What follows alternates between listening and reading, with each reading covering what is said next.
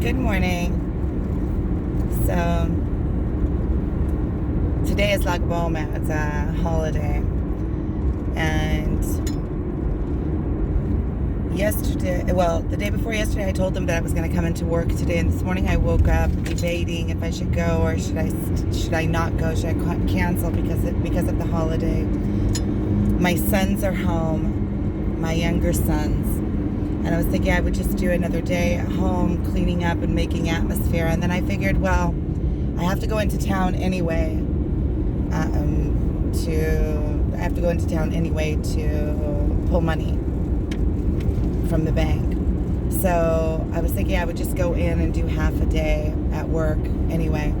But I was because I told them I would. And then it brings me back down to like my God's work and going with what I feel and following the flow and being true to myself. And I was trying to figure out, what do I feel?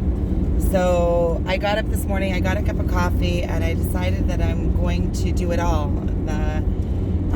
I feel that, I have to go into town anyway. I'm going to go in and do half a day at work. Maybe not even half a day, just a few hours. My boys are sleeping anyway.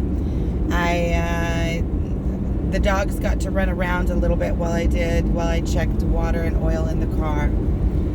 And so I didn't take them on their morning walk. So I'm changing everything up. And I'm thinking about this God's work thing. You know, I also have some work to do at home, some graphics and cleaning, and I have to get all of my stuff ready for my accountant and printed. And I was thinking, I can do a half a day there and half a day at home. I was thinking about this God's work thing. And part of God's work is not just being in the flow. It's also taking responsibility.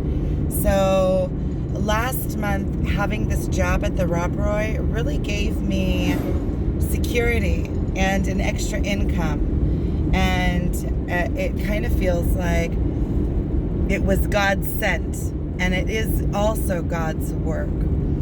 And, being able to have the opportunity and the opportunity show up to me in my life for me to be able to support myself when I asked for means and it showed up. And so that is also God's work.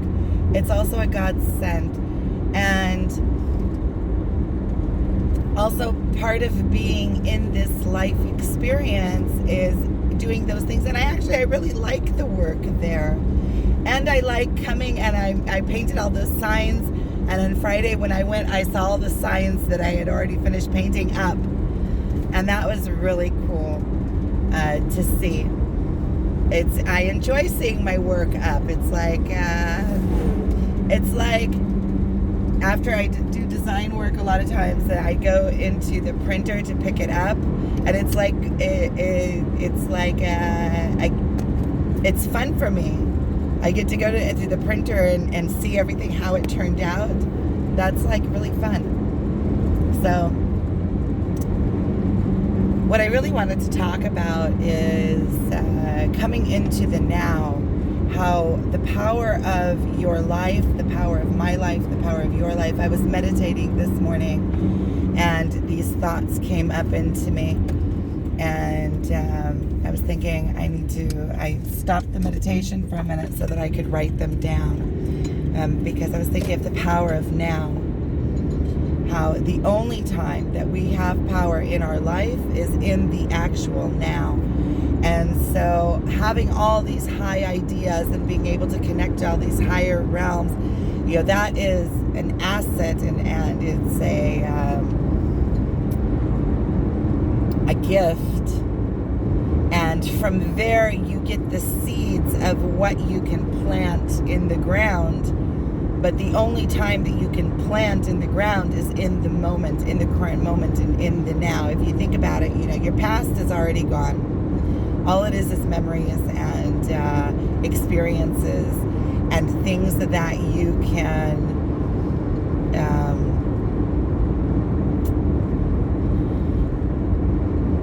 advise with in the current moment. So let's say if something comes up in the current moment and I have reference. It's reference. So your past is your reference. It doesn't have to create your future. What happened in the past in certain situations doesn't mean that it has to happen in future situations. You take the past and you come to consequences, or you come to assumptions, or you come to understandings, but it's not absolute ever. That's why we are given opportunity after opportunity after opportunity to change things that happen and to act in a different way to get a different outcome. So our past is our reference, and things that we have learned in our experience, and let's say our database, or what we have collected, our tools that we have collected throughout this lifetime and put into our minds, which our minds are this magnificent tool that we have to collect experiences, memories, thoughts, information in. And then we're the processor. And the processor is only in the current moment. If you'll notice that the thinker is only the thinker in the current moment. So this is the only current moment. I mean, the current moment is the only moment that we have power, life force in. The future didn't happen. We're not there yet, so there's no power in it. And the past already happened. We can't, go back and change what we had done, what we did, or situations that occurred. The only power we have is in the power of now. And I'm really putting an emphasis on this because it's so important to understand that this moment, this current moment that I'm sitting here in the car and talking to you and steering with my knee, is the only moment in which my life is taking place. All the rest is a figment in my in my mind. It's a projection of the future based on the past, or past memories that I'm taking and projecting, or taking and reliving. And the more that we can come into the now, the more power we have in our lives, and the more we experience fully our lives and create more memories. So if we are spending the now in our past, remembering past memories, we're not creating new memories. We're not present in the current moment. So we're giving away our life power. If we are in the current moment and we're fretting about what will be in the future, when the future isn't here yet, it's good to plan, and it's good to use our past memories for reference. And so that we can, have some kind of, because everything is relevant, so that we can have some kind of relevance to the current moment. But every current moment is new potential and unlimited potential in every single current moment. So coming into the now is so, so important, to be present in your life. You can go in and think about things, but then come back into the now. Go out for a minute, remember how things were, and project into the future and make plans and decide how you want it.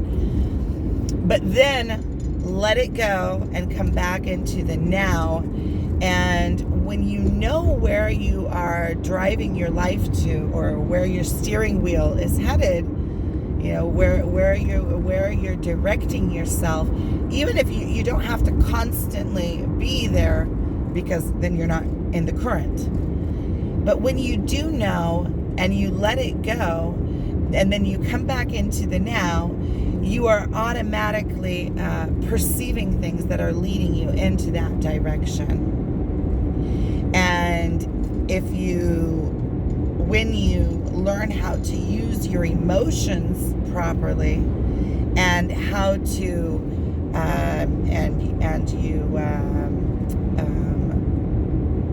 emotions are something that's so intricate. They're so precise, but it's an art to learn how to feel your emotions and what they're telling you is an art. it's also fluid, because you also need to and you need to learn how to do it precise, because there may be a big picture that you want, but within that big picture there are little aspects that feel different, that are a little bit off, and you need to find out, and many times we'll just say, okay, we'll just close down the whole picture. But the true work is in the art of finding those little details and being able to be precise with yourself and figure out why those emotions are coming up, what they're coming to tell you, and what they're attached to. Because the emotions are attached to they're attached to situations, they're attached to thoughts, they're attached to words, they're attached to people, they're attached. The emotions and your mind are intertwined beautifully. And so when you can do the work, when your emotions and your mind, they work off of each other. So when you can find precisely, either your emotion is telling you that you're out of sync of the place that your soul resonates in, that you're forcing yourself down a street because in your mind you think that's the right street, but your emotions know it's not right for you. Or a lot of times the emotions can just be fear-based and false, because you have some kind of belief in your mind that was set before you were even consciously aware that you said it many times. It comes from early childhood, and once you put something into your belief system, you believe it, so it becomes your automatic thought. And many times we don't even go back into our belief system to reevaluate what we believe. We just believe things. And many times I've met adults that will tell me something that is completely off, and I can tell by their mindset, by their automatic base belief, that it is throwing the whole thing off. And I can bring it up to their attention, and they have never thought about it, because that belief was in them since before they can remember, and it changes their whole life. Just one little belief. And they don't even realize that they're doing it.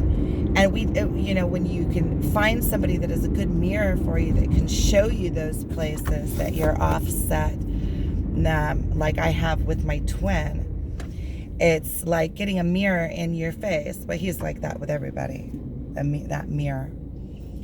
And then you have the opportunity of going in and changing the beliefs and changing what you believe to be true. But coming into the now,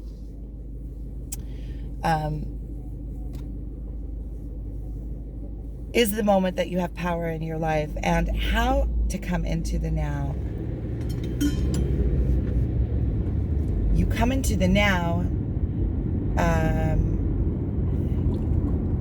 You can do it with when you really get into something like an artistic thing. You come into the now. But you can purposefully bring yourself into the now fairly easy, by first of all, intention, understanding that you want to bring yourself into the now, and you bring your attention and focus on something that is outside of yourself. You bring attention and focus into detail. Now, if you want to bring positive focus, you want to come into the now and be in the positive, you be in the positive, be in the feel-good state, which is bringing you into creation in the direction that resonates the best to you. So you use your focus, attention. Like you bring your attention to what you want. Let's say if you want your attention to be on creating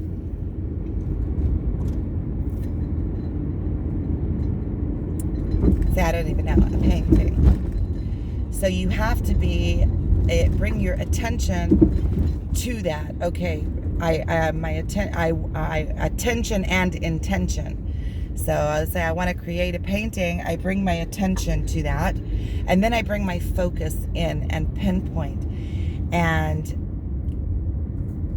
okay, maybe painting. I don't know if that's the best sample, but that's what I came up with.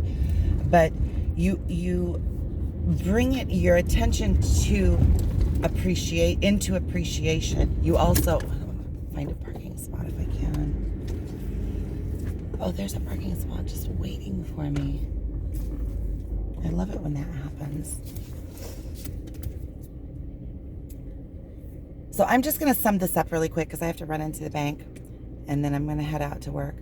So you coming into the now is basically you bring your attention outside of yourself, because when you're in your mind, your attention is inward. And in order to bring your life force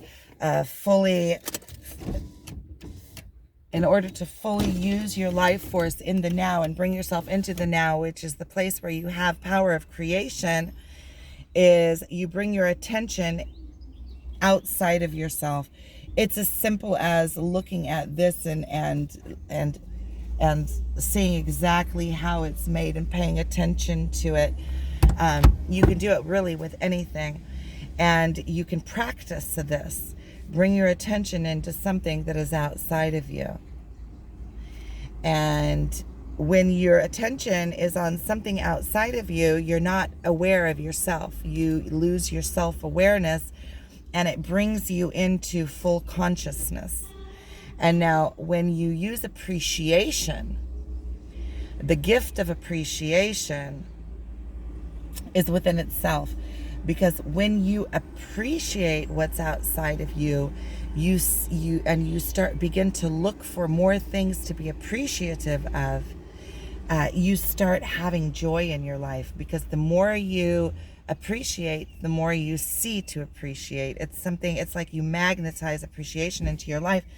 And the more that you are putting your focus on things to appreciate, it's the more that you are coming into now, and the more things that you are creating to appreciate. Let's say if you're vibing appreciation, if that's the dominant vibration that you are putting out into the world, is I appreciate this world, I appreciate everything that I am.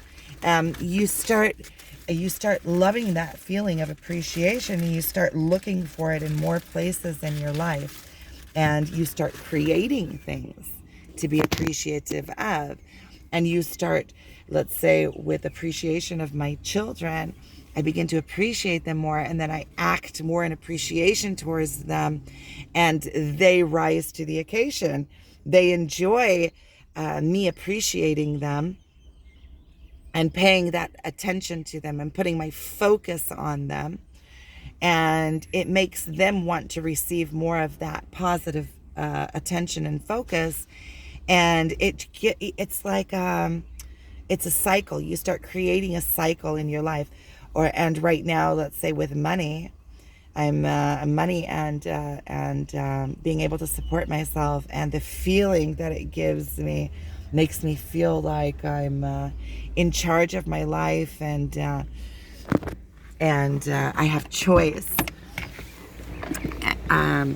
And it's empowering, and you start to get almost like addicted to that feeling. It's like putting your focus on something that is positive for you and makes you feel good, and then you create more of that in your life, because I want more of that in my life. So I start noticing, when my focus is outside of myself, I start noticing more things that will give me the opportunity to make a better living, and people also notice it about me, and more options and offers come into my life, and more in movement in that direction. And that's how you create your reality.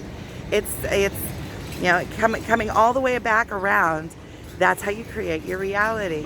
You come into the now, you put your focus on the things that you love and that you like and that you want in your life, and with appreciation you appreciate them, and then you create more things that you can appreciate. Now let's say if you're coming into the now and you're putting your focus on all the negative things, that you don't like, that's what you're gonna begin to see in your life, is all the negative things. You're gonna see more and more and more things that you can complain about. And then you're creating your reality. You're creating a life of dissatisfaction and things that you see that you don't like, and then you're vibing that, and you're being mean, and you're being mad, and you're being blah, and you create, and those are the kind of people that will come into your life, and the things that you're going to see more and more, and you create your reality in that way too. So you might as well put your focus on the things that you love, and things that you enjoy, and things that you want in your life. You can purposefully use your attention. You can take your attention and focus it on, like I'm doing now with making money. Purposely taking my attention and focusing it on making money. Okay, so I need to put on parking, so I need to stop this video here. I think I did I like the last part of this video. That was really good. I like the whole video. But if you've watched, thank you for watching. And I really enjoy that people are watching my videos. It really gives me like a boost. I'm excited about it. So for everybody who's watching my videos, thank you for watching. If I have anything more, I'll record.